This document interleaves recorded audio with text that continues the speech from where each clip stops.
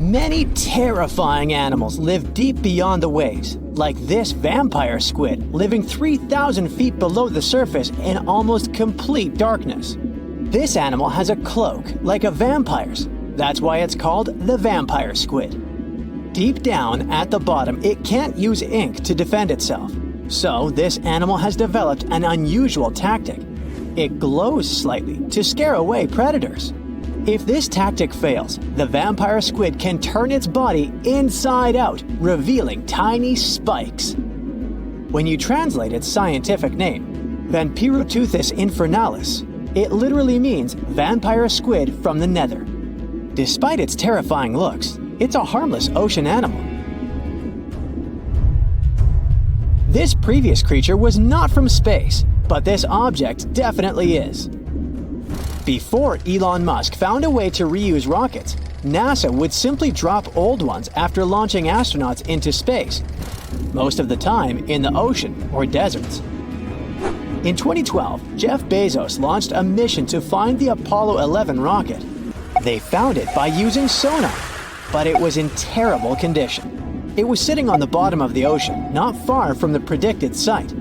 They were able to rescue the engine and reconstruct 2 of them. The most famous lost city is Atlantis, but sadly, we still haven't discovered it. However, Heraklion was also just a myth until one British pilot saw something that looked like a city while flying over the Mediterranean Sea. He reported it, and 60 years later, a group of divers went there. They were shocked when they found an entire city underwater. It was loaded with artifacts that could tell us a lot about the history of the place. Now it's one of the best underwater archaeological sites in the world. It's believed that the rising sea caused the whole city to go underwater. The Titanic sank in 1912. The wreck was claimed to be officially discovered 74 years later. In reality, though, a fisherman found the Titanic 8 years earlier while fishing in the Atlantic Ocean. He was pulling out his net when he spotted a head stuck in it. Luckily, it was just a doll's head. Years later, after the fisher had passed away, his son sold the doll to a doll collector. She did a lot of digging and research on every person who had a porcelain toy on the Titanic. She found the owner of the doll. Ava Hart was on the Titanic and had a doll with her. Ava survived the catastrophe by a miracle, but her toy didn't. Hart even wrote about the doll in her journal, and every detail matched the toy found by the fisherman. The tripod fish lives deep in the abyssal zone, around 20,000 feet below the surface. It's adapted to such immense depths and uses its tripod fins to stay still on the bottom. This creature doesn't have big eyes, but even if it did, these eyes would be useless in the darkness. Instead, the tripod fish uses its fins like antennas to detect any movement in the water. This creature doesn't have much luck when it comes to its love life, so it had to develop unique tactics to reproduce. One fish can be both male and female. The next bizarre creature is the lizardfish. It has tons of razor-sharp teeth, a huge mouth, and really big eyes, which it uses for hunting. All this makes the animal look freaky. The lizardfish lives at depths of around 11,000 feet in the midnight zone, where there is zero light. This freak of nature basically eats everything it can fit inside its mouth, from small fish to other lizardfish. On the other hand, when they see other reptile fish, they probably fall in love instead, because finding mates at those depths is not an easy task. Like the tripod fish, the lizardfish can be both male and female at the same time. When you think of a river, you usually picture it on land. Still, nature is quite unpredictable, and it created a river flowing under the ocean in California. It's running at a depth of around 2 miles. This river has everything that an ordinary river has: sunken logs, trees, and rocks. And despite its uniqueness, it's not the only one in the world. There are also others in the Amazon and Greenland. a terrifying creature was discovered near Angola's coast by a remote operating vehicle. It looks like it doesn't have a head or a body. It was sitting at a depth of around 4,350 feet below the surface. After doing research, scientists concluded it wasn't anything from a sci-fi movie, it was just a cluster of siphonophores stuck together. In 2015, some random guy was diving in Caesarea, and something shiny caught his eye. He reached out, grabbed it, and realized it was a gold coin. After that, he examined the bottom and found out that there were many more. He reported the incident to the local authorities, and they concluded that he had found Arabic treasure. The coins were made of solid 24-karat gold and were a few thousand years old, but due to the perfect salinity and temperature, they looked brand new. The coins belonged to a ship carrying cargo. It was caught up in a storm and unfortunately sank. One of the weirdest things ever discovered was found in the Baltic Sea. It's an anomaly that looks as if it was created by a different civilization. It was discovered by Swedish researchers, and they basically had no idea what it was.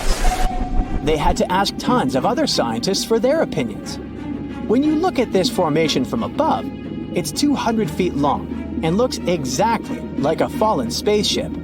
It's hard to believe that it's a natural formation, but spoiler alert, it's totally made by nature because the Baltic Sea has gone through many erosions throughout history. Most likely, the bizarre formation is the result of these processes. A group of divers in Madagascar were shocked when they found this 7-foot monstrosity of a knife on the seafloor.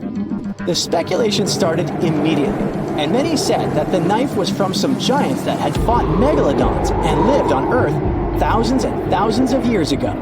That could make a nice story, but the knife is most likely a movie prop that was lost at sea. One of the ocean's most bizarre animals is the frilled shark.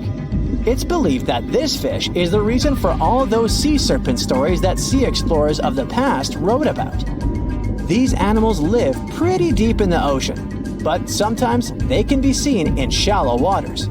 It's super rare, but possible. The frilled shark has a big mouth sporting around 300 teeth. It also has a long body that looks like a lizard's, and it is truly a unique species of shark. Its prey can be half of its size because this shark's stomach is like that of a snake, and it can swallow huge fish or crustaceans. Spotting a few worms in your garden is no big deal, but after seeing a 26-foot long one in the ocean, you will make your wetsuit a little wetter. This worm is super rare, and it's completely harmless to humans. It's actually not a giant worm. It's a cluster of zooids that are stuck together in a worm-shaped formation. They usually only eat plankton, bacteria, and other tiny things that can be found in the ocean. Probably the scariest thing in the ocean that is 100% real is the magna pinna, which can be found at crazy depths of 20,000 feet below the surface. This monster looks like an underwater Slender Man, but it's just a squid with really long tentacles that can reach a terrifying size of 8 feet. This guy has only been seen a few times, and basically, we don't know much about this creature so far. So imagine stumbling upon a creature so huge it could dwarf even the largest known marine animals today. Scientists discovered the fossils of this beast on England's coast and believe it once ruled the waves. The new species was named Ichthyotitan severnensis, but thankfully for me, scientists nicknamed it the Little Stock Monster. Its estimated lengths range from 72 to 85 feet long, almost as big as a blue whale. Megalodon can't even compare to this. It was only about 60 feet long. And what's crazy is that this fossil we found wasn't even an adult, so who knows what their actual size was. The first piece of the Little Stock Monster was discovered in 2016 in the Westbury Formation. Researchers found a 3-foot-long jaw part that belonged to an unknown species. For years, this single fragment had been driving them crazy because they had no idea what that animal was.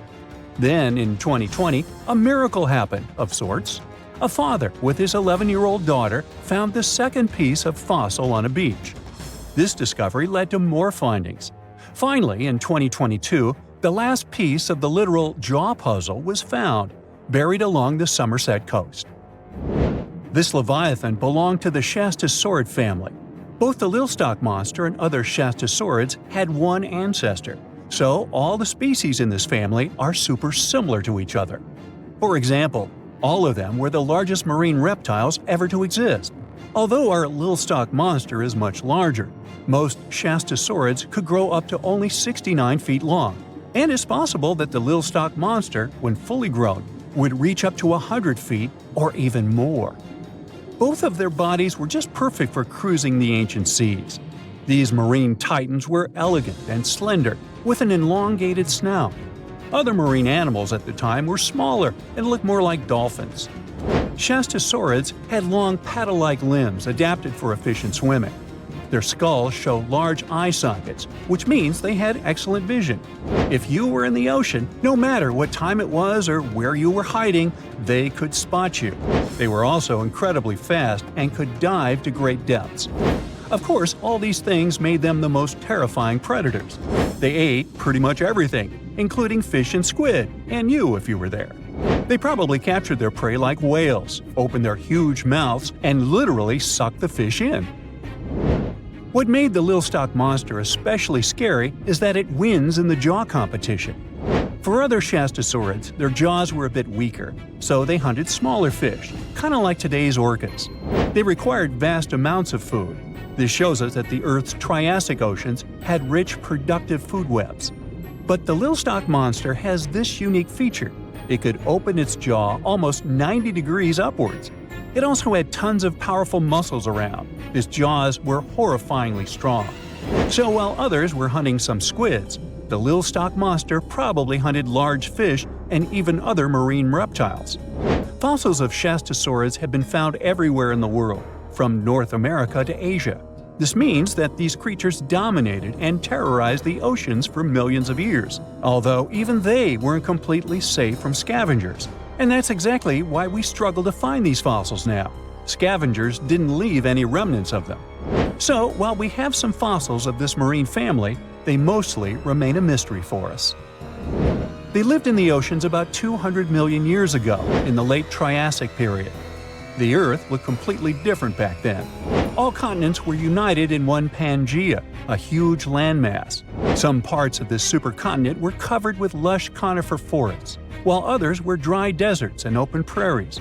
It was before the famous Jurassic period, but there were already first pterosaurs and amphibians.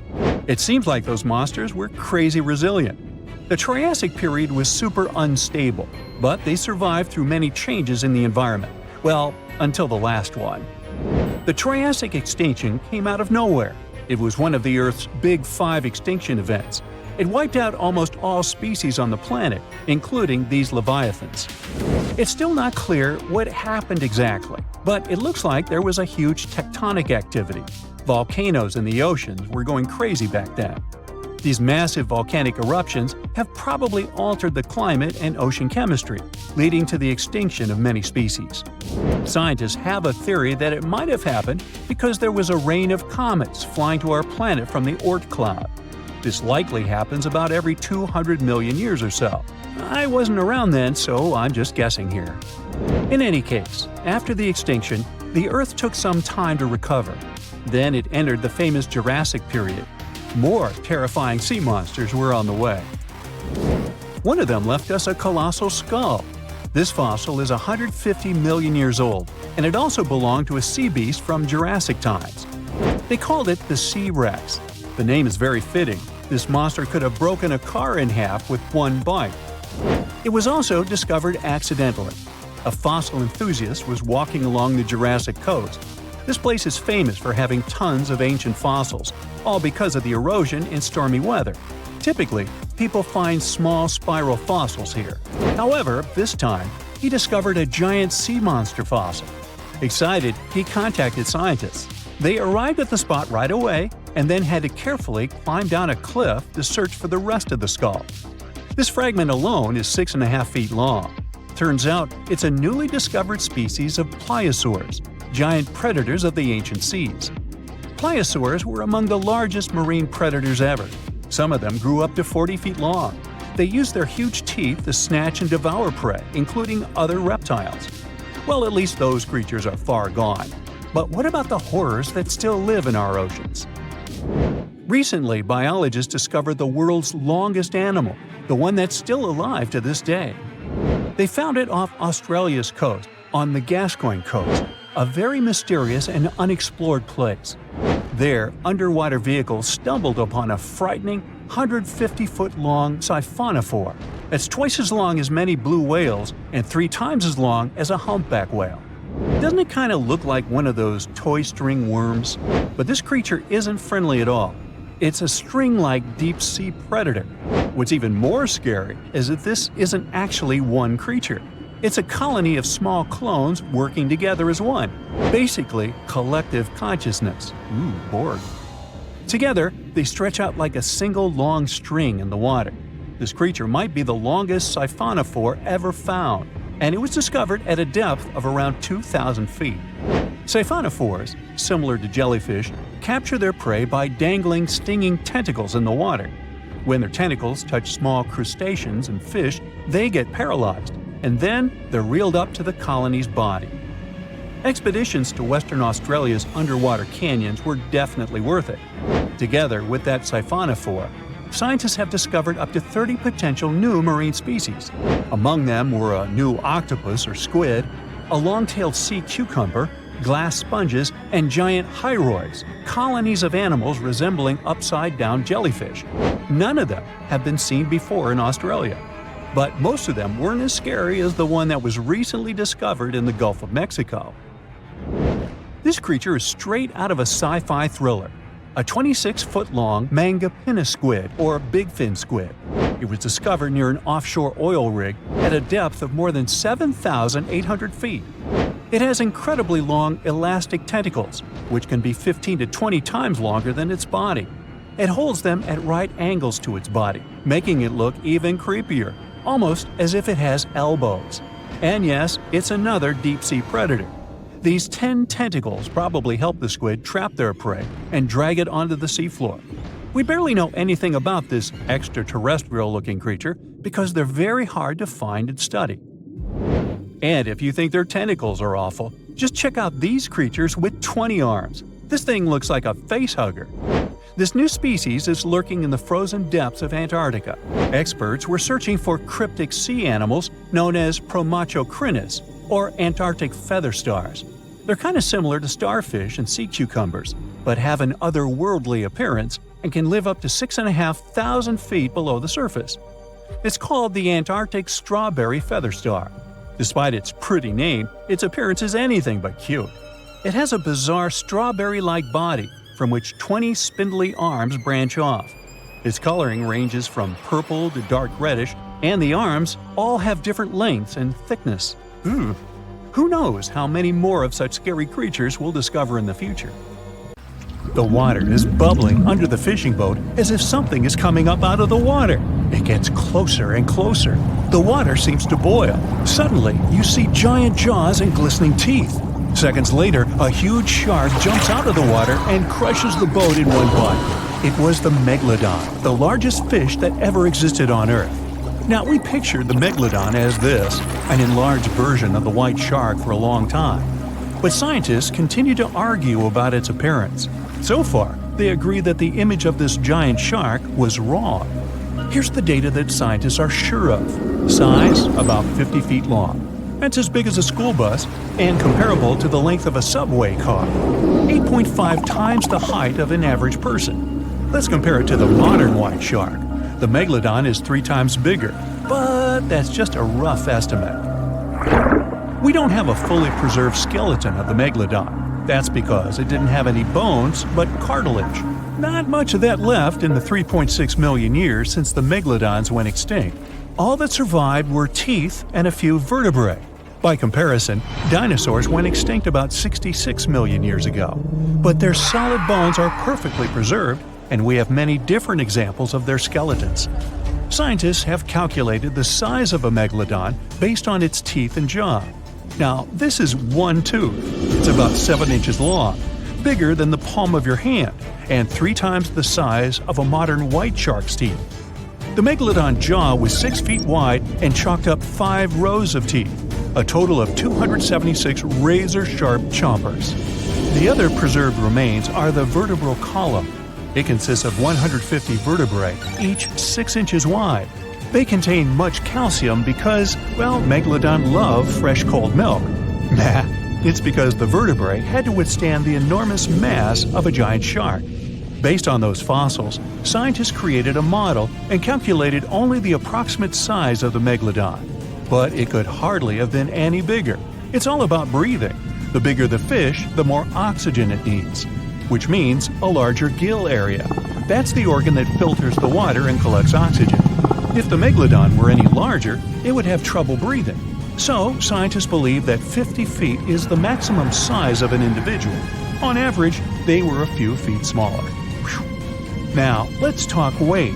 On average, one megalodon weighed about 30 to 35 tons. By comparison, a white shark weighs 1 ton, which is 30 times less. Hey, trust me. A school bus is 4 times lighter at 7.5 tons. The weight of a megalodon can be compared to an empty Boeing 737. But the modern blue whale beats the megalodon in size and weight.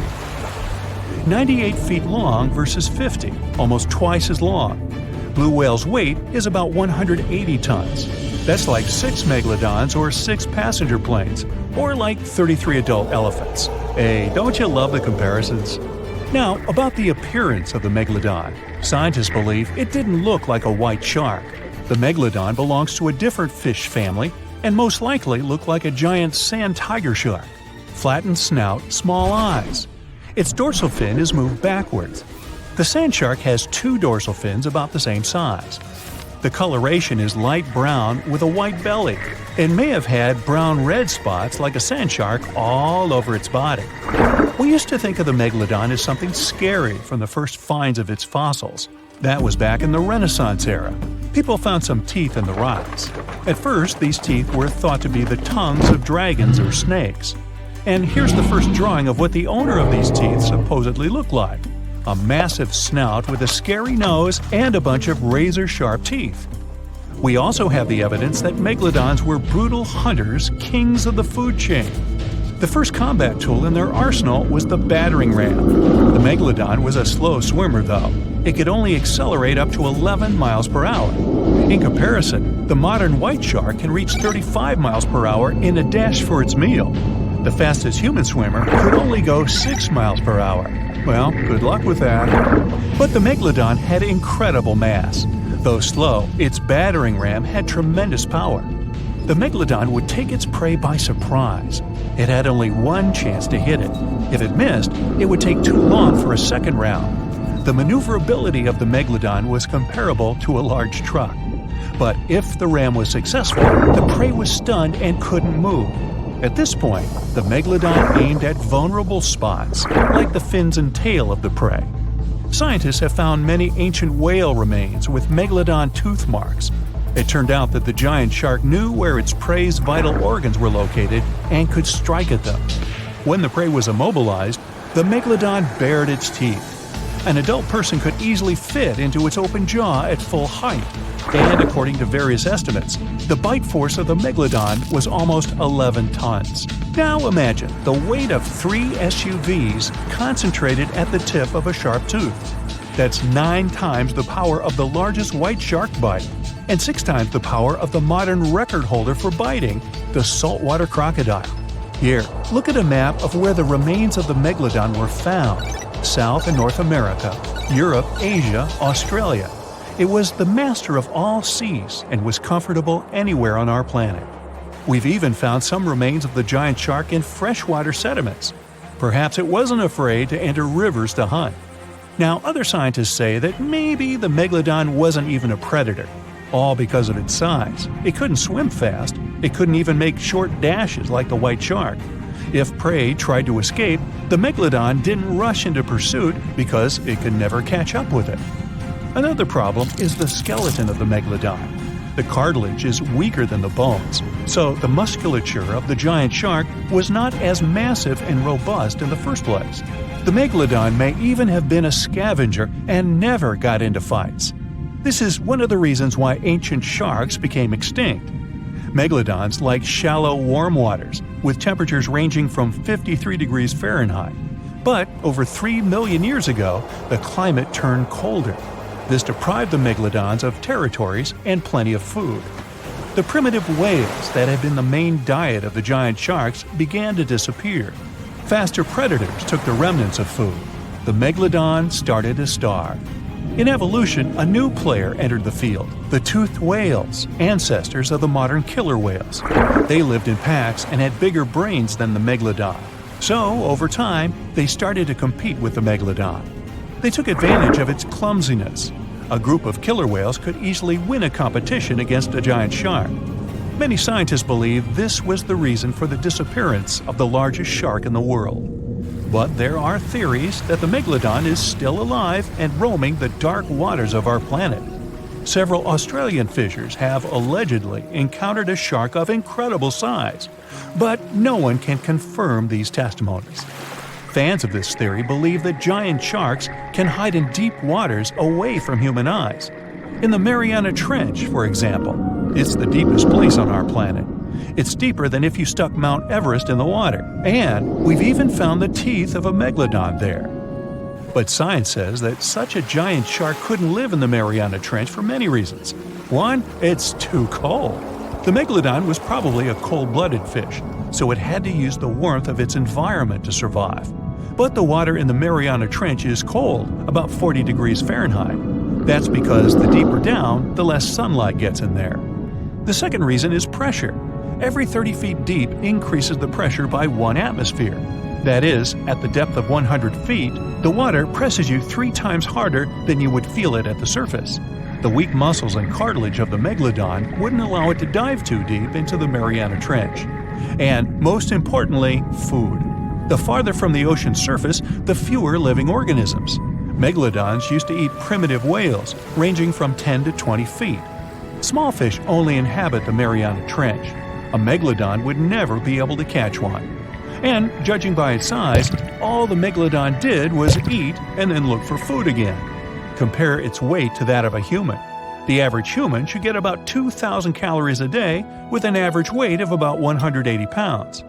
The megalodon weighed 470 times that and needed many more calories. So, even all the fish inhabiting the Mariana Trench could hardly feed a megalodon for even a few days. So, all these theories, of course, are not true. But still, it's just smart to be careful out there. Know what I mean? The megalodon was the biggest shark to ever live. Not only that, it's one of the biggest fish and the largest predator in Earth's history. They've been known to reach lengths of up to a whopping 70 feet.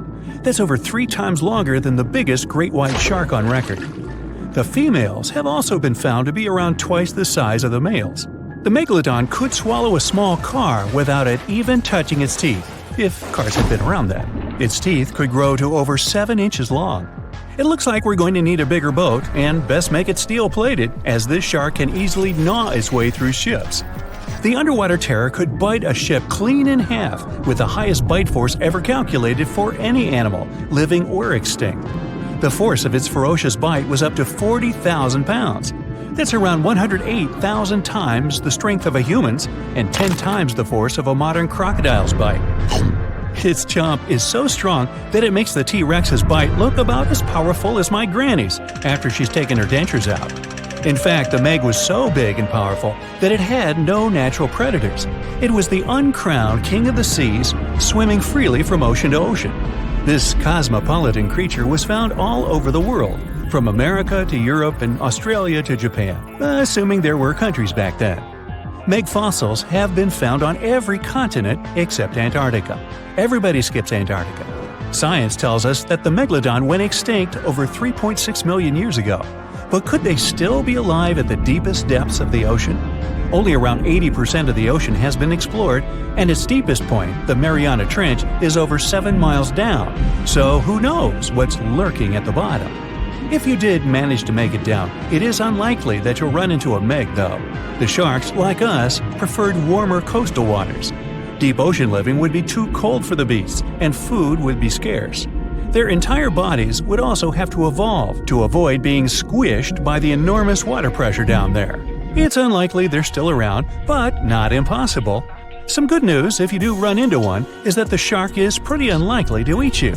You are way too small a meal for the megalodon, even if you have a couple of friends with you. This guy eats whales that are over 50 feet long. If you're having a beach party, though, it's a different story. In a beach full of swimmers, the shark very well might creep up, scooping several humans into its giant mouth without even chewing. But wait, let's rewind. How does the shark take down a 50-foot whale? It first bites off its fins, making the whale unable to swim away. It then casually munches it down piece by piece. Because of their size, sharks had to consume over a ton of food every single day just to sustain themselves, like me. All that food made the megalodon extremely heavy. They range from anywhere between 50 to over 100 tons. For context, that's around the same as 7 to 16 adult male African elephants. To fit all this food in, their jaws had to open pretty wide. A megalodon's jaw could span 9 by 11 feet wide. That's easily big enough to swallow 2 adult humans side by side. The fearsome name megalodon comes from 2 Greek words, mega meaning big and odont meaning tooth. So combined, they mean what? Big tooth. And it certainly lives up to its name. Just one of its chompers is the same size as a human head. It had 276 humongous teeth in total across 5 terrifying rows. In all of history, only a couple of saber-toothed cats and the T-Rex had consistently bigger teeth. Now that's a showdown I'd like to watch. The megalodon vanished millions of years ago, leaving only huge teeth to be found by modern archaeologists. They literally disappeared with very few traces left. Scientists believe that over time, sea levels dropped and the ocean temperatures went down rapidly. Over a third of all marine life was wiped out as the oceans cooled, and a number of animals at the bottom of the food chain plummeted. This had a catastrophic effect on the hungry predators at the top. Sorry guys. It became way too cold for these sun-loving sharks too, which made it difficult for them to reproduce since they gave birth in warm waters. The megalodon is usually described as a sort of giant great white shark, but this is just a common myth. In fact, the ancestors of today's great white existed at the same time as the meg. But they weren't best buddies, and were even in competition with each other. The great white shark was a better hunter, using its smaller size and agility to snap up the meg's prey quickly. They were also known to eat meg pups, who were only half their size. This didn't help the whole extinction thing. Even infant megalodons were huge, coming in at just under 7 feet. While a great white was no match for an adult meg in a head-to-head fight, they sure weren't scared of stealing their food. This only left the bigger fish and whales for the meg, but its food supplies began to run out as the whales swam to the cooler new seas. The whales adapted to prefer the colder temperatures, leaving our friend the meg behind. The megalodons either starved or were frozen into extinction by the Ice Age. Rather than a great white, the megalodon is more like a modern bull shark. It had a short snout, flat lower jaw, and huge pectoral fins to support its massive weight and size. As scary as they are, these sharks were actually caring family guys. Several megalodon nursery areas have been discovered in Florida, Maryland, and Panama. They gave birth to their young in shallow water environments. We know this from discovering loads of tiny megalodon teeth found in these areas. Gee, I wonder if they had nannies too. But how come there are so many megalodon teeth out there for us to analyze? Well, due to their messy, aggressive eating habits, sharks regularly lose their teeth. They lose a set of teeth every 1 to 2 weeks. That's 40,000 teeth in a lifetime. They must rake in a fortune from the tooth fairy. Because of this, their teeth were continuously raining down to the ocean floor. Luckily for us, they're also the hardest part of a shark skeleton, which is why so many teeth have survived and become fossilized. It's fair to say that the first discoveries of the meg's teeth confused people. Early discoverers thought the meg's teeth were petrified tongues of ancient serpent creatures. They even used to call them tongue stones. It's also a common myth that the megalodon was around at the same time as the dinosaurs, although this would have been pretty cool. The dinosaurs were wiped out around 66 million years ago, but the megalodons came much later. The oldest Meg fossil is only around 23 million years old, but it's tricky to pinpoint the exact date. After all, calendars weren't invented yet. They became extinct way before humans even evolved. The earliest Homo sapiens, which is a fancy name for the first humans, emerged about 2.5 million years ago. But what if the megalodon shark didn't go extinct? Whale populations have dropped drastically since these guys were last around, so there'd be way fewer whales for them to chomp down on. Whales have also gotten a lot smarter and learned new defensive moves, making them way harder to take down. It's estimated that they ate around 12 tons of food each day. If they were still around and eating that much, they'd be forced to eat smaller fish, and there'd be barely enough big fish for us humans to survive on. The naughty megalodons would also be able to track fishing boats and steal the fish that they worked hard to collect. It's safe to say we'd see a lot less fish in the aisles of your neighborhood supermarket. As our ocean temperatures are heating up again, the sharks would also thrive and reproduce faster than ever. There'd be more and more of these giant eating machines in the water, reducing our fish supply even more.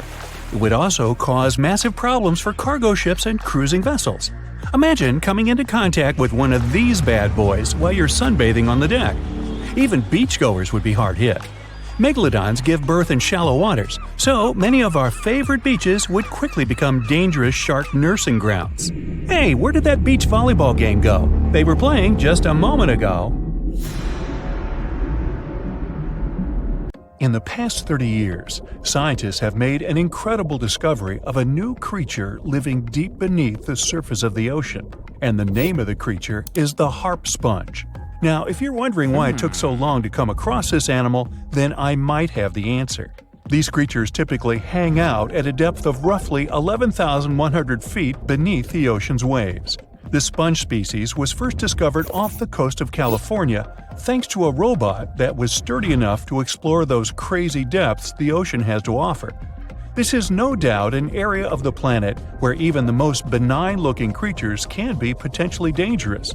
But even scientists were surprised to find that this creature was more than just a sponge. Now, this might seem obvious, but the harp sponge got its name because its basic structure, referred to as a vein, is the same shape as a harp.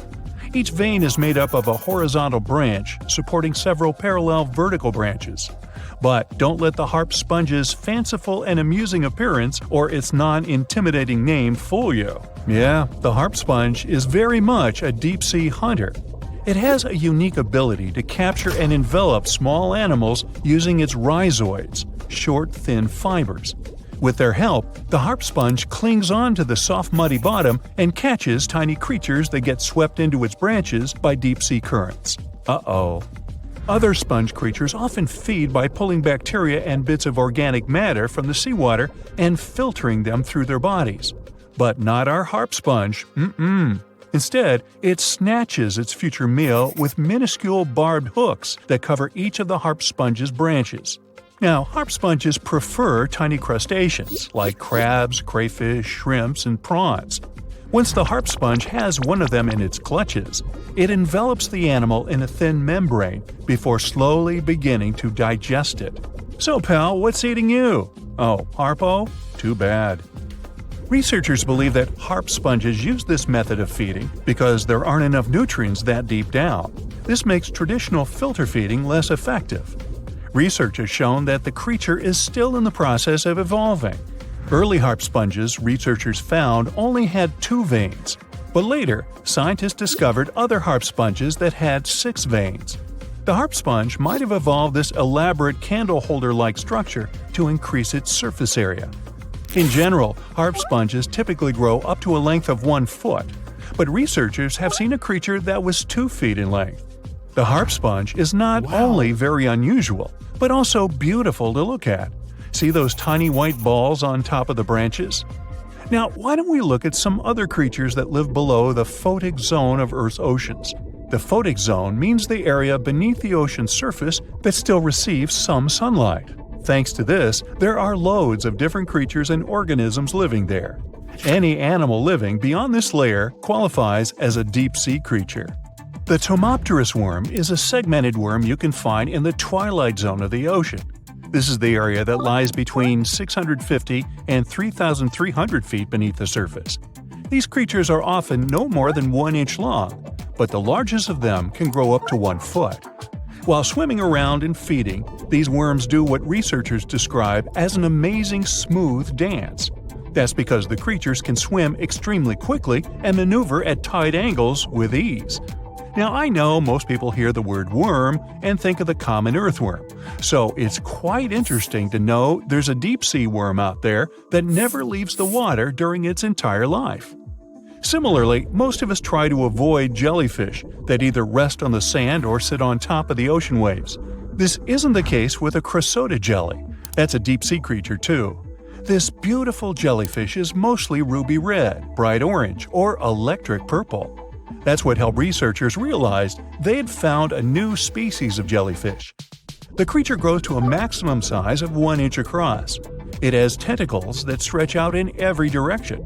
Now, if you come close to this jellyfish, it'll pull all these tentacles in toward its body before rapidly swimming away to avoid danger. Yes, you are dangerous. The crocodile jelly is extremely rare. You won't see it very often. You might need to borrow that deep-sea diving robot I mentioned earlier. While worms and jellyfish might seem quite harmless, this isn't the case with the Pacific viperfish. Ooh. This creature is equipped with a noticeably big mouth, like me, and the needle-like teeth inside are key to its hunting strategy.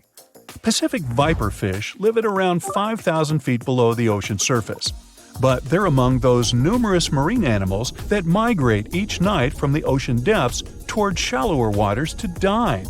What's on the menu for dinner tonight? Lots of small fish and shrimp. The creature can grow up to 12 inches in length. Its 2 front fangs, which stick up from the fish's bottom jaw past its own eyes, are especially dramatic. When the fish unhinges its jaw, its mouth can open wide enough to engulf smaller animals, and the teeth form a cage to prevent an escape. Now, have you ever seen an underwater creature that looks like a strawberry? Trust me, it does exist. Just look at these dots on the strawberry squid. The creature has a big eye and a smaller one. You might think this unconventional pairing would be awkward and uncomfortable, but it's actually the opposite. The big left eye looks upward. It spots shadows cast by other animals in the dimly lit waters above. The eye's tubular shape helps it collect as much light as possible. On the other side of the squid's head, you can see its right eye. It's small and looks downward. This eye searches for flashes of bioluminescence produced by animals lurking in the darker waters below. Now, bioluminescence means the production and emission of light by living organisms. By the way, the squid has a nickname. And no, it's not Squiggy, although that's a great one. It's known as the cockeyed squid. This is simply due to the remarkable difference in size between its 2 eyes. I think I like Squiggy better, and so it goes.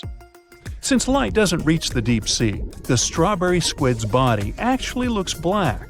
This helps the creature hide from enemies, such as sharks and dolphins. In general, the strawberry squid grows to a length of 5 inches. It typically lives around 3,000 feet below the surface, but floats to shallower waters at night. Now, the feather star is a marine creature without a backbone, but with feather-like arms that radiate from the center of its body. These creatures first appeared around 200 million years ago.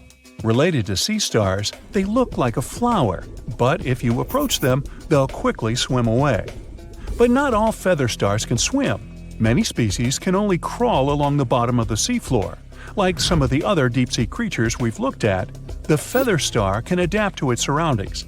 It has a creepy ability to shed its arms, the same way some lizards can shed their tails. This also helps them escape from their enemies. Feather stars live all across the globe, from the equator to the poles, from the shallow waters on top of reefs to the deep, deep sea. Now, given that we're dealing with mysterious creatures, the name of this one is quite fitting. The swift vampire squid should be the official symbol of life in the deep sea.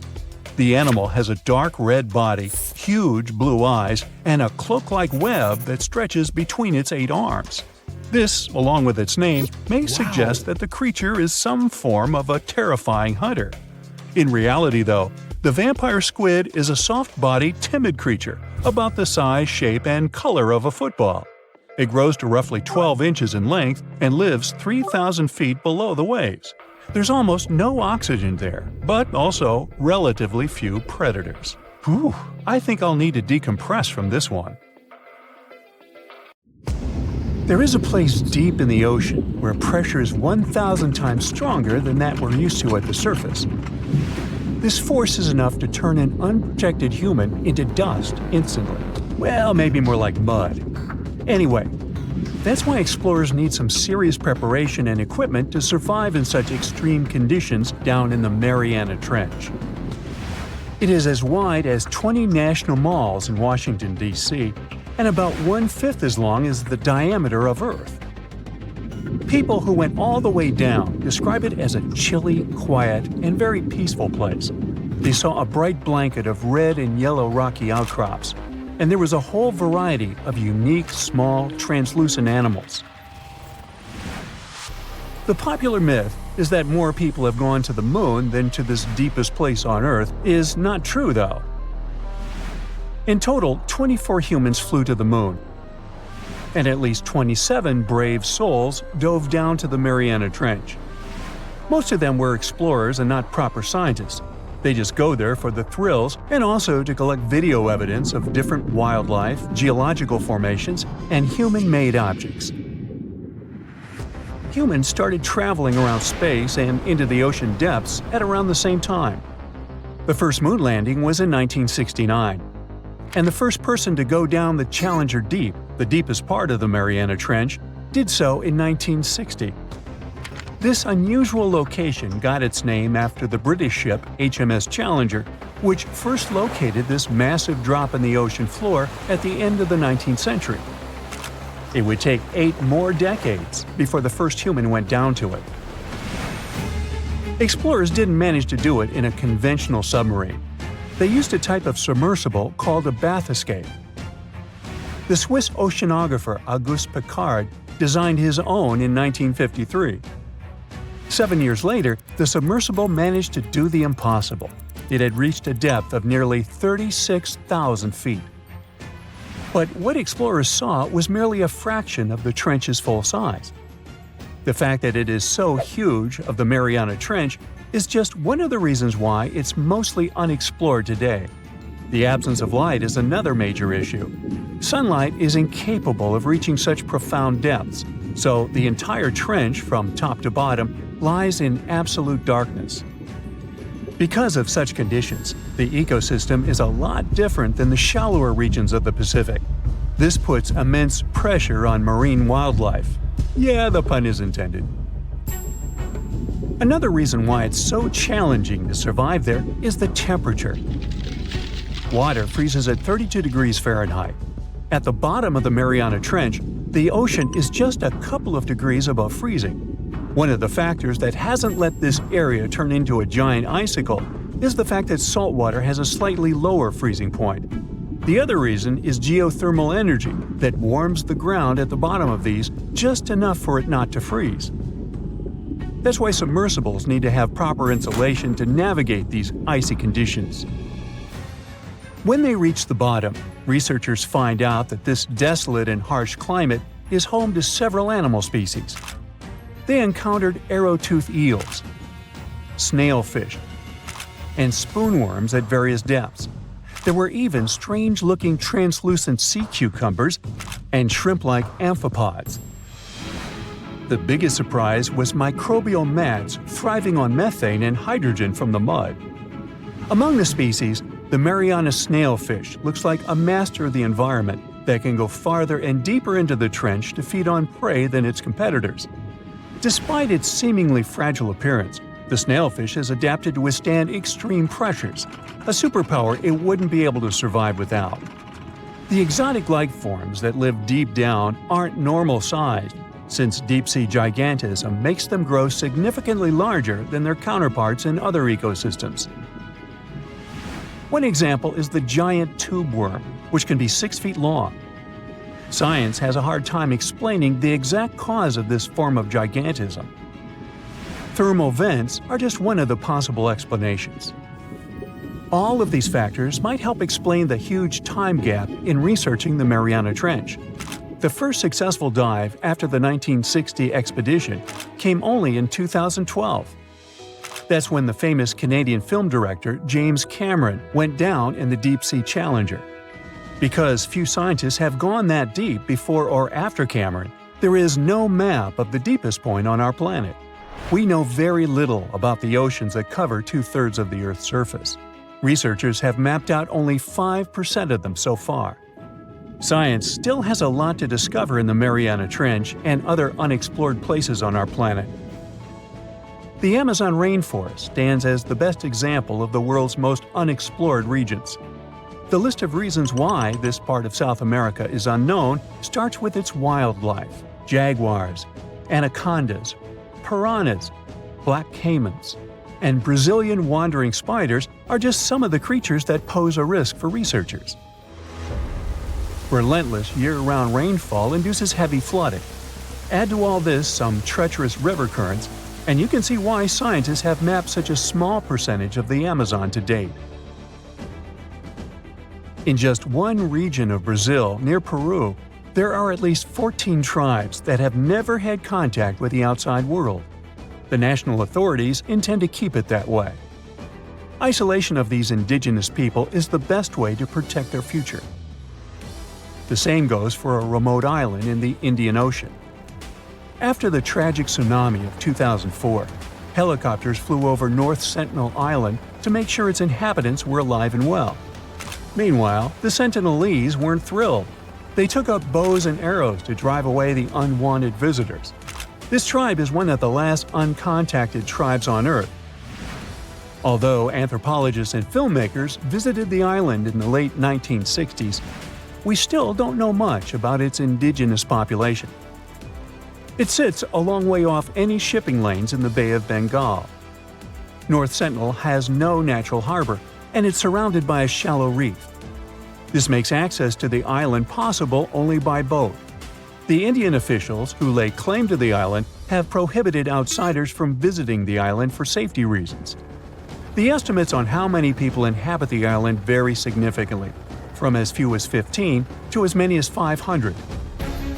The island is not tiny. It's about 5 times as big as London's Heathrow Airport. Apart from occasional contact during the past 2 centuries, the Sentinelese must have been isolated for a long time. They are related to other indigenous groups in the Andaman Islands, but their neighbors cannot understand a word of their language. The continent of Antarctica has no permanent human settlements at all. The only people who periodically live there are international scientists. This vast expanse of ice and snow, roughly the size of the United States and Mexico combined, still has many regions where humans haven't set foot. Satellite imagery and photos that NASA's aircraft made from the air have mapped out the entire continent. So we know where to go, but it's not that easy. The reason for this are all the adjectives that go with Antarctica. It is the coldest, windiest, driest, and brightest of the 7 continents. This makes it virtually unlivable. More than 99% of its surface is covered with a permanent sheet of ice. Its thickness ranges from 1 mile to as many as 3 miles in some places. That's half the height of Mount Everest. Now, the Himalayan range contains the world's tallest unclimbed mountain. It is also the tallest mountain in Bhutan. In the local language, the mountain's name translates as White Peak of the 3 Spiritual Brothers. Out of respect for the spiritual beliefs of the local population, national authorities restricted and then completely banned mountaineering at the beginning of the 21st century. To this day, there is no evidence that any climber has ever managed to successfully reach the summit of this mysterious mountain. The largest and most ferocious predator to ever haunt the oceans, the megalodon shark, dominated the seas for centuries before becoming extinct millions of years ago. However, scientists managed to discover very few remnants of the giant shark. Everything we know about the great sea beast we've learned thanks to fossils of its giant teeth, which are just about the size of the average human hand. Scientists estimated the size of the prehistoric shark using calculations based on the measurement of the length of a megalodon tooth. On average, the size of a megalodon shark was 33 feet long. The largest of the species could reach up to 58 feet long. However, these megasharks may have been even bigger than we ever thought. At the Florida Museum of Natural History, a group of students examined 3D printed replicas of megalodon teeth to calculate the shark's size using the tooth length method. But something was off. Each student calculated a different size for the same shark, with their estimates ranging from 40 feet to 180 feet.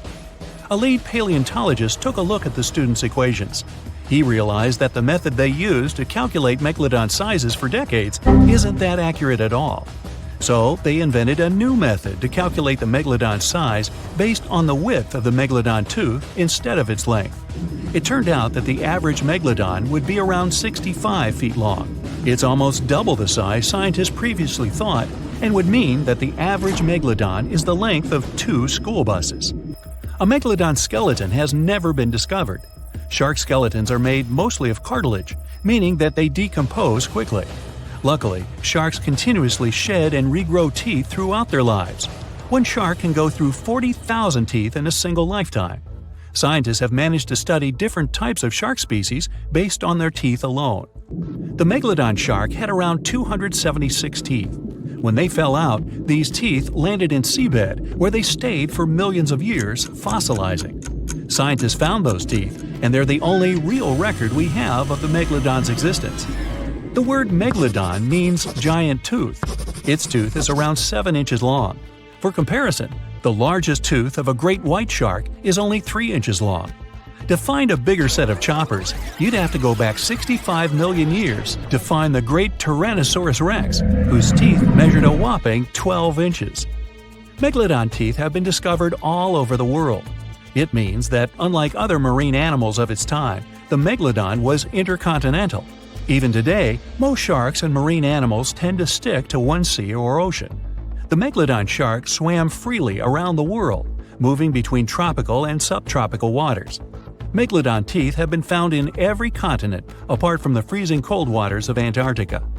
When a megalodon makes a starring appearance in a movie or TV show, it's portrayed to look like a giant version of a great white shark. Scientists previously believed that the megalodon and the great white shark both descended from one common ancestor. Still, it's not true.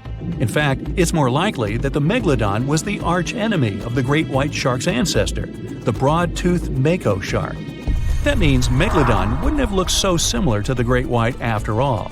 In reality, the megalodon would have a shorter nose than the great white, along with longer pectoral fins to give the giant shark a stockier and more threatening build. Not only was the megalodon the largest shark in the world, but it was also one of the biggest fish ever to exist. An apex predator of this size would have needed a huge diet to keep it moving.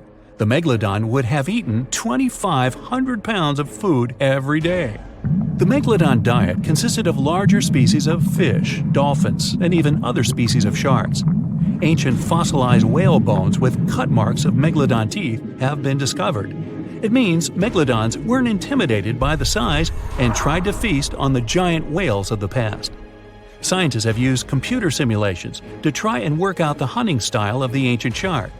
Using this technology, scientists have discovered that the megalodon's attack style was very different from that of modern-day sharks. Modern sharks dive straight for their prey's most vulnerable spot, for example, the soft underbelly of a seal. The megalodon's teeth were uniquely suited to biting through tougher areas of cartilage. So, evidence suggests that a megalodon would first chew the tougher fins of their prey, rendering them unable to swim away before launching into their final attack. The mouth of a megalodon was around 10 feet wide and 9 feet tall, large enough for you to swim into without touching any teeth. However, we don't recommend that. Their mouths were so large a megalodon could swallow a small car without even having to bite down on it. Research teams from Australia and the US collaborated to work out the biting power of the megalodon using computer simulations. The results were terrifying.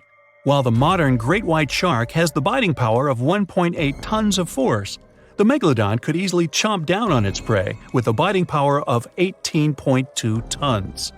The bite of the megalodon would easily be able to cut through steel and overpower any other predator in the ocean. Scientists believe that the megalodon has the most powerful bite of any creature that has ever existed. The megalodon's bite would easily overpower the T-Rex, which has a biting force of 6 tons. Mysteriously, no one knows exactly when or how the megalodon went extinct. However, several theories are floating around as to how this could be the case. The megalodon had become extinct by the end of the Pliocene, which was a phase of global cooling that spanned over 5 million years and ended over 2.6 million years ago. New evidence suggests that the last megalodon lived at least 3.6 million years ago, right in the middle of the Pliocene era. Another theory claims that these megasharks disappeared because of the changing Earth temperatures occurring during the Pliocene. As the Earth cooled down, the tropical waters of the world's oceans plummeted to colder temperatures. Scientists believe that this led to the extinction of a third of all large marine animals, meaning that the megalodon's food source took a massive hit. Without much prey left to hunt, the megalodon inevitably went extinct. Megalodon sharks would give birth to their pups in waters close to the shore. The shallow coastal waters provided a perfect nursery for the newborn sharks, keeping them distant from the larger predators that lurked in the open waters. As ice formed around the Earth's poles and sea levels dropped, these pupping grounds were destroyed. The megalodon pups would have had no choice but to swim in the deep ocean waters, making them more vulnerable to dangerous predators. A new theory suggests that the explosion of a star, called a supernova, could be responsible for the extinction of the megalodon. Around 2.6 million years ago, a supernova over 150 light-years away from Earth lit up the prehistoric sky and lingered there for months. A few hundred years after the supernova had faded, particles of cosmic energy from the star explosion plummeted to Earth. The energy particles carried dangerous amounts of radiation. Researchers believe that this radiation could cause the mass extinction of many marine animals, including the megalodon. Radiation from the particles extended hundreds of yards down into the ocean and was more dangerous for bigger creatures than for smaller ones. The bigger the creature is, the more radiation they would absorb. The 60-foot-long megalodon was large enough to absorb great amounts of radiation. Some people believe that the megalodon is still alive today, lurking at the depths of the ocean waters. But it's unlikely to be true. Megalodons are a warm water species, which means they would be unable to survive in the cold waters of the deep ocean. Most of the megalodon's potential prey live in shallower waters, meaning there would be very little for the megalodon to eat at a deep sea level. Simply put, if there were an animal as big as the megalodon still living today, we would have spotted it by now. The Meg, aka Megalodon, roamed the oceans long after dinosaurs were wiped out by the Great Meteorite. It was one of the largest and most dangerous hunters that have ever lived on Earth, as well as the biggest shark. But then, about 3.6 million years ago, the last of its kind disappeared from our planet, leaving only huge teeth for modern archaeologists to keep finding. There are a few theories about why it could have happened, but scientists might have found the true reason. The megalodon, which means big tooth, was the largest shark ever to exist. It reportedly lived around 20 to 3.6 million years ago and was truly enormous. Its bite was more powerful than that of a T-Rex, and likely any other powerful predator that has ever roamed this planet.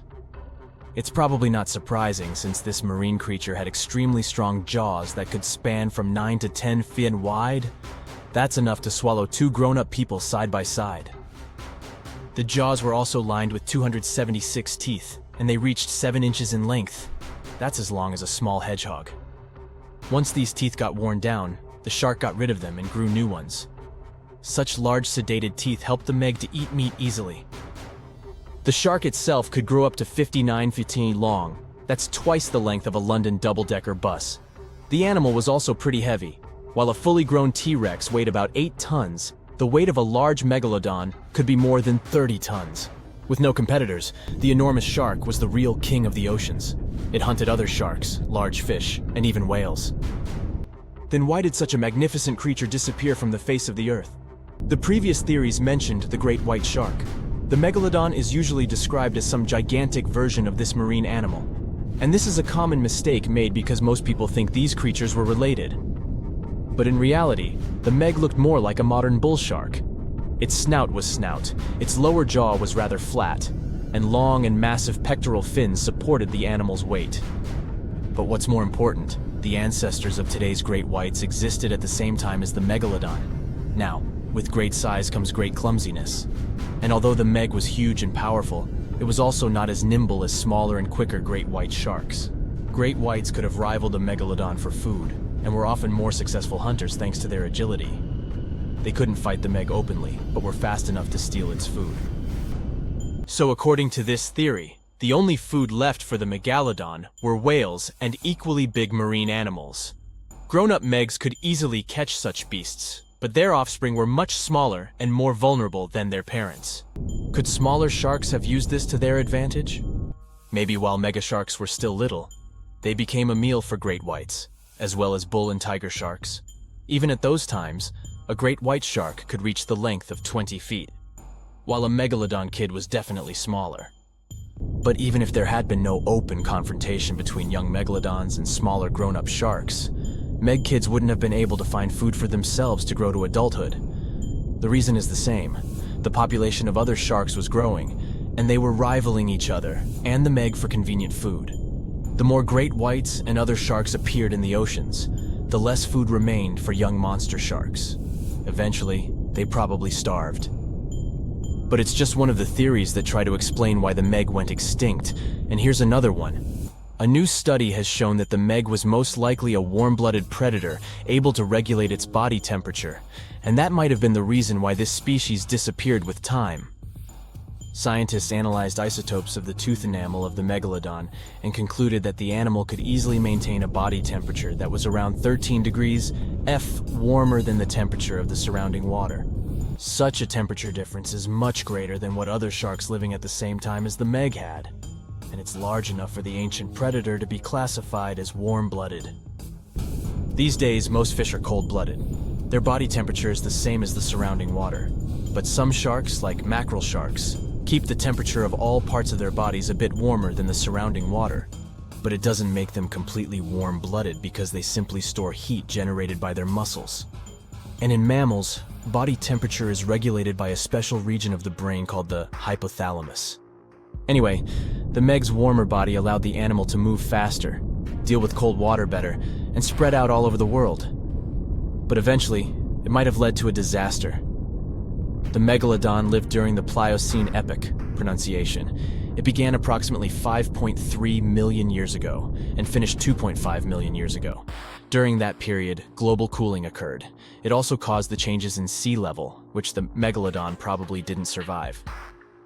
The main problem for the predator was to maintain an energy level allowing its body temperature to remain elevated. But to do it, the animal had to eat a lot, and I mean it. But it was a challenging task in a time of changing marine ecosystems, and while competing with newcomers, such as the great white shark. If this theory is true, then the amount of energy the Meg had to use to remain warm could have contributed to its extinction. This new information is very important to us. It shows that many marine predators in modern oceans might be experiencing the effects of ongoing climate change too. By the way, have you heard that there have been several cases when people were sure they had seen the Meg? Or at least some similar extremely large monsters. And these sightings happened relatively recently. For example, in July 1916, the New Jersey coast of the US was terrified by a series of shark attacks. They happened during an oppressive heat wave when hundreds of beachgoers tried to find shelter from the heat near the water. People described the culprit that had caused all that havoc as a giant shark, much bigger than any regular one. Since then, scientists have been debating which shark species was involved in those accidents. The most popular guesses have been the bull shark and the great white. A picture of a huge shark roaming the Pacific Ocean not far from Guadalupe Island appeared in 1999.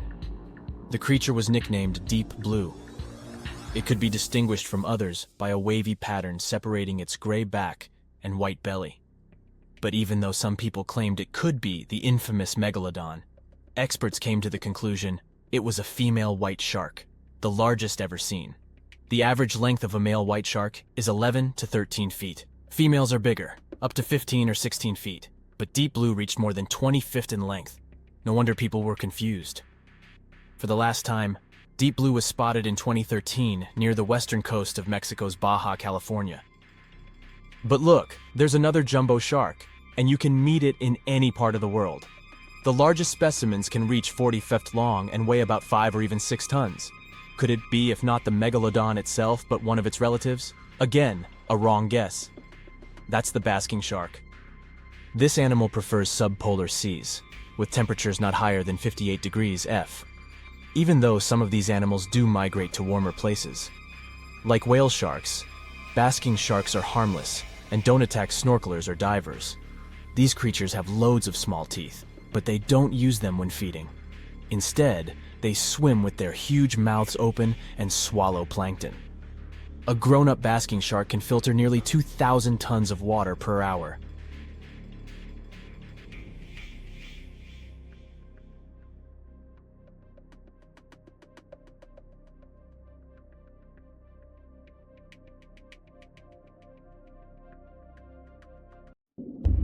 The stonefish. Stonefish aren't going to win any beauty contests, unless the pageant is for best rock look-alike. Their tiny unreflective eyes and rough skin blend in perfectly with their environment. A large head, an even bigger mouth, and a home full of, yeah, it's rocks. And just because you're on the beach doesn't mean you're safe. Stonefish can survive for 24 hours out of the water. Stepping on one, or even handling one, won't be that fun. Their dorsal fin spines have extremely strong venom. It shoots out when they get stepped on, and it can lead to paralysis or even heart failure. You'll need help fast. No wonder they're one of the most dangerous creatures in the water, or anywhere. Be careful when scrambling around rocky areas. They love to play hide and seek. The deep sea dragonfish.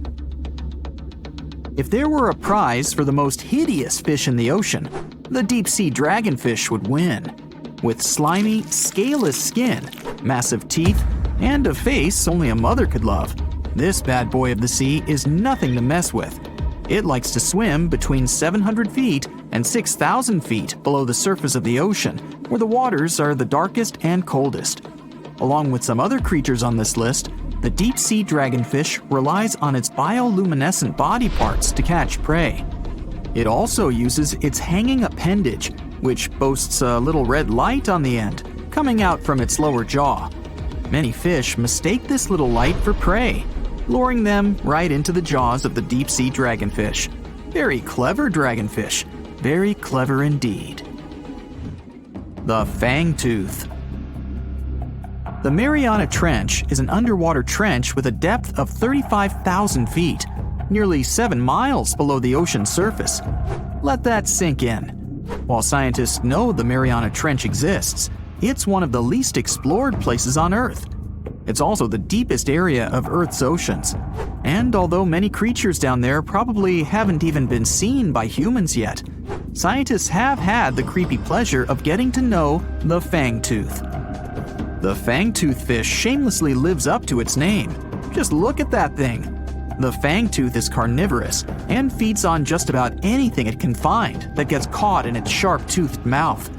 These fish rely on their contact chemoreception to find prey. In other words, they can sense chemical residue that comes off of other living organisms in the deep sea.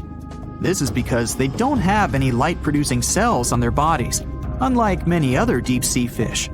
On top of all that, it's pretty dark down there, so whatever crosses their path, they chomp on. While these guys look pretty scary, they're not a threat to humans. They only grow about 7 inches long. Even so, I wouldn't want to run into one of these things during a relaxing swim in the ocean. The Dunkleosteus. Strangely enough, this prehistoric fish, known as the T-Rex of the seas, had no teeth. Those were replaced with bony plates that allowed it to have the strongest bite among other monsters of its size. The goblin shark.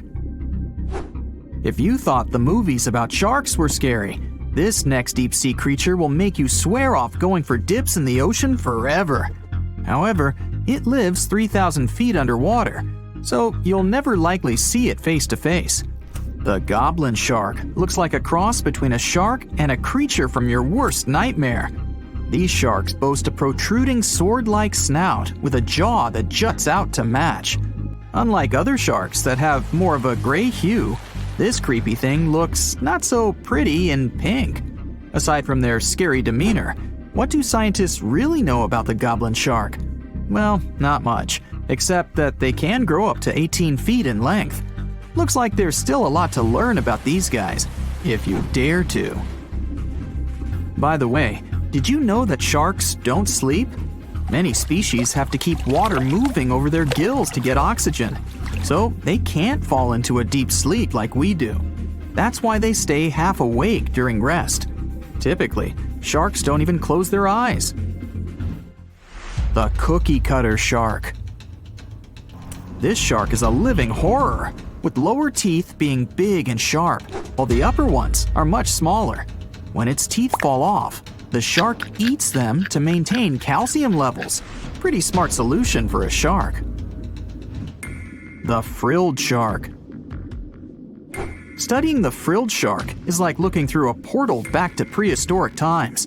That's because scientists think that these eel-like sharks haven't changed much since their oldest ancestors roamed the deep sea waters, so they're sometimes referred to as living fossils. These sharks' mouths are filled with a terrifying 25 rows of backward-facing sharp teeth, 300 in total. They're designed to grasp prey and hold them tight so they can't get away, according to early studies of the shark conducted in 1884 and published in the Bulletin of the Essex Institute. Luckily for swimmers, the frilled sharks live between 390 feet and 4,200 feet below the ocean's surface, so they'll probably never run into them. Probably. This is probably the worst nightmare of any dentist. The northern stargazer.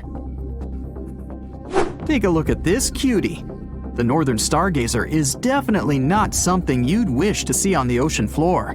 This horrid creature hides its body under the sand, leaving its face above to wait for prey.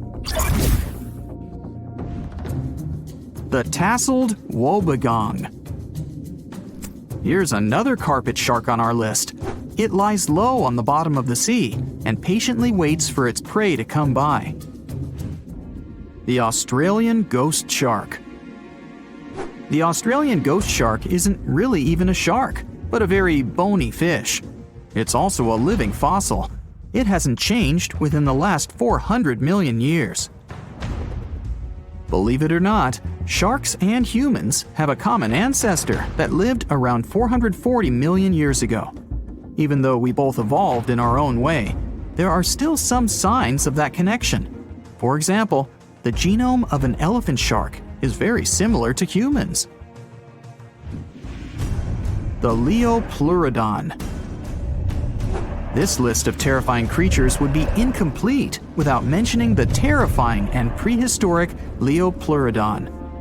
This carnivorous marine reptile existed during the Colovian stage of the Middle Jurassic era and ruled the waters at 9 feet in length. Scientists believe Leopleurodon thrived in this deep-sea trench because of its ability to swim long distances and its 4 paddle-like limbs.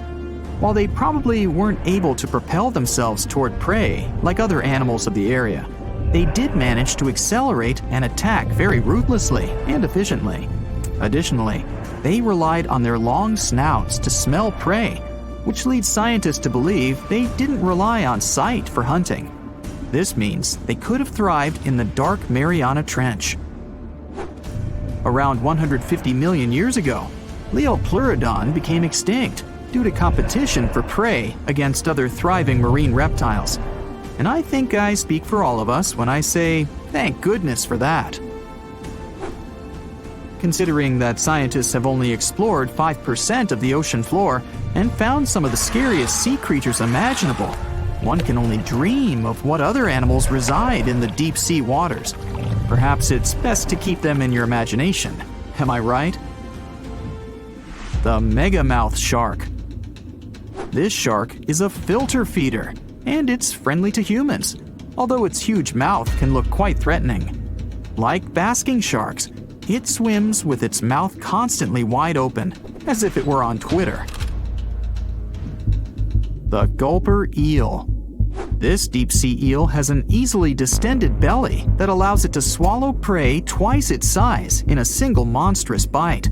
They have very unusual jaw shapes and can reach about 2 to 3 feet in length. Do you see that large log near the ocean floor? Maybe it's part of an old ship. Treasure, gold, diamonds, I'm rich! Well, as you get closer, you notice something. It's swimming! It's not a shark or a dolphin, it's a saltwater crocodile! Now don't panic. If you bump into one of these reptiles in the sea, it's unlikely it'll think of you as food. Crocodiles have a special valve in their throat that stops them from drowning underwater. But that doesn't mean they can't bite. Usually, they're heading to a nearby island, and the quickest way there is to body surf. They can't really take the ferry, you know. Watching one from a distance should be okay. Just don't swim to shore right away. They love to ambush their lunch in shallow water. If there's one time I'd want to see a great white shark, it's when I'm diving with crocodiles. They'll gladly take a crocodile-sized nibble, given the right motivation. The giant shark that terrorized the oceans some 20 million years ago. For 13 million years, this 60-ton beast dominated the warm waters of our planet. Though, some believe that the Meg still lives in the most remote and deepest parts of the ocean. It's a hot summer day. It seems only logical to go for a swim in the sea. You're floating on your back, completely relaxed. Your eyes are closed. Your breath is even. Water's pleasantly cool around your body. A light breeze touches your face. You feel calm enough to doze off. Suddenly, something bumps into your leg. Yanked out of your half-slumber, you begin to flail until you're face to face with the invisible danger. Luckily, all you spot is a couple of easily recognizable fins and cute smiley snouts. Phew, just dolphins. Guess you're lucky to meet them in the wild. These amazing creatures are so close, you can touch them. You've heard people say dolphins' skin feels rubbery, but to your mind, it's more like the inner part of a hard-boiled egg. One of the animals is so close to you that its salty smell fills your nostrils. You know, though, that dolphins don't have sweat glands. It means they don't sweat and are pretty much odorless. The smell you sense comes from the water they swim in. The largest and most ferocious predator to ever haunt the oceans, the megalodon shark dominated the seas for centuries before coming extinct millions of years ago. However, scientists managed to discover very few remnants of the giant shark. Everything we know about the great beast we've learned thanks to fossils of its giant teeth, which are just about the size of the average human hand. A megalodon skeleton has never been discovered. Shark skeletons are made mostly of cartilage, meaning that they decompose quickly. Luckily, sharks continuously shed and regrow teeth throughout their lives. One shark can go through 40,000 teeth in a single lifetime. Scientists have managed to study different types of shark species based on their teeth alone. The megalodon shark had around 276 teeth. When they fell out, those teeth landed in the seabed where they stayed for millions of years, fossilizing. Scientists found those teeth, and they're the only real record we have of the megalodon's existence. Megalodon teeth have been discovered all over the world. It means that unlike other marine animals of its time, the megalodon was intercontinental. Even today, most sharks and marine animals tend to stick to one sea or ocean. The megalodon shark swam freely around the world, moving between tropical and subtropical waters.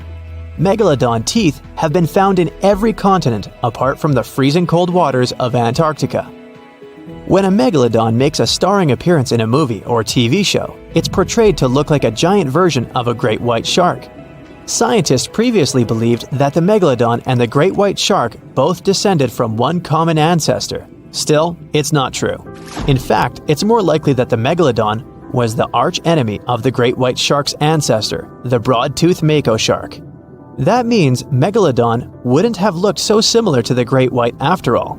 In reality, the megalodon would have a shorter nose than the great white, along with longer pectoral fins to give the giant shark a stockier and more threatening build.